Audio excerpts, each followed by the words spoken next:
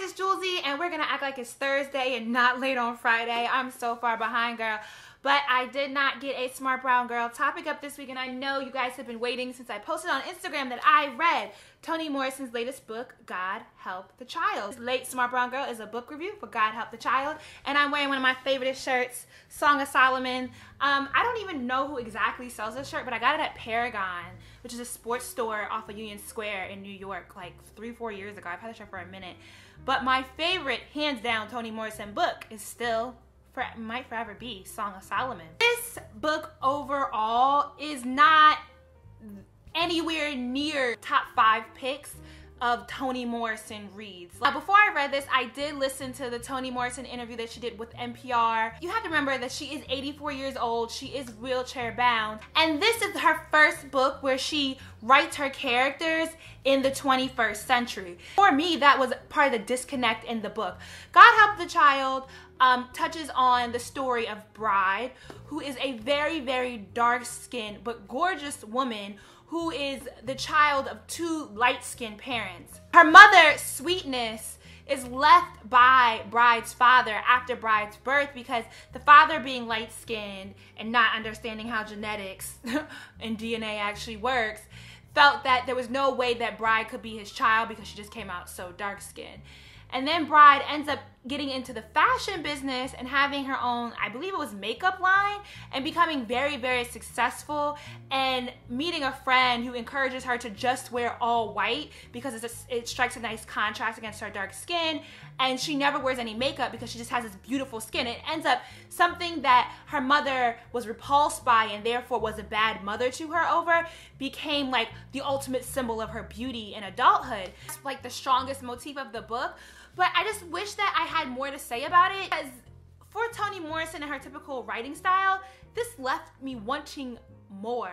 It's not a bad book. I think if you have not read Toni Morrison previously, or you've had a hard time getting into a Toni Morrison book, her writing style tends to be very layered, very kind of motif heavy, airs a bit on the mystical, kind of like African diaspora mystic side in there, and so you may not have understood her previous meanings. I think this is a very good entry book, but for those who are very familiar and very in touch and endeared, I think this falls short because you just want more. You want to know more about each person that she encounters. I think maybe because it's set in 21st century, and that's with Toni Morrison being much older, that's not her stronghold of understanding of kind of how people work, because the characters still, between Bride, her lover Booker, her friend, her white friend Brooklyn, and even Sweetness, it took me about mid-book to realize that this was set in the 2000s, because the characters still come across as slightly antiquated and old. Like, there's a passage in the book where Sweetness can't afford rent because it went up by 50 cents. And I don't know at what point past 1970 anything was rent only going up by 50 cents.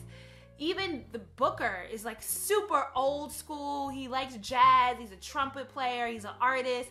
He's kind of like this vagabond. And it's like, it doesn't really make sense in the context of how people live in the 21st century.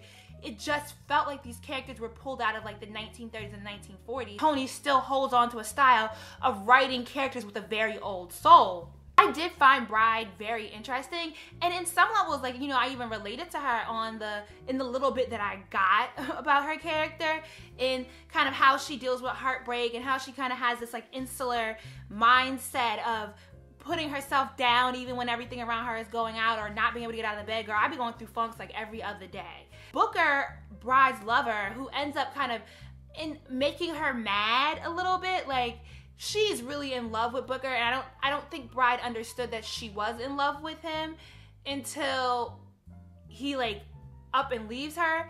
But I wanted to, like, you never in the book really get a background understanding of Booker. It's very kind of a surface level, which is unusual compared to like Asula or Jazz or Song of Solomon. Toni Morrison will go through great lengths to really kind of explain the history of a character, like previous generations, like what Milkman in Song of Solomon. You know, you really kind of get a full understanding of like the family he comes from, his entire childhood, and how that's led him down this path of who he's become, and it plays into the bigger motif of the meaning of names for Black Americans. You know, I had to draw a lot of my own kind of understanding of you know, the complexion issues within the African diaspora to come to that conclusion. I don't feel like Toni Morrison really wrote it out in a succinct way as she has done in her previous books. Even with like Sula, which is another book of hers that touches on the kind of light skin, dark skin complexities of things, it was just a much more poignant matter in the book. And so overall, I mean, I think I've repeated myself 5 different ways now that I just wanted more character development. I will have links down below in the description box. I'll have an updated blog post. Probably I'll write it this weekend, doing a more thought out. I tend to be better at writing these things out, but a written review on my blog post, jouelzy.com, so check back for that. And so for summer reading, for the teenagers and the young ladies out there, I think this actually would be a pretty good read. The true blue Toni Morrison fangirl. I mean, you support her because she's a smart brown girl. But all right, let me know in the comments down below. Have you read God Help the Child? What did you think about the book? Who was your favorite character? Obviously, mine was Bride. Duh. Favorite moment in the book was when Bride went back to that teacher who got out of jail and tried to give her money and then got her ass kicked.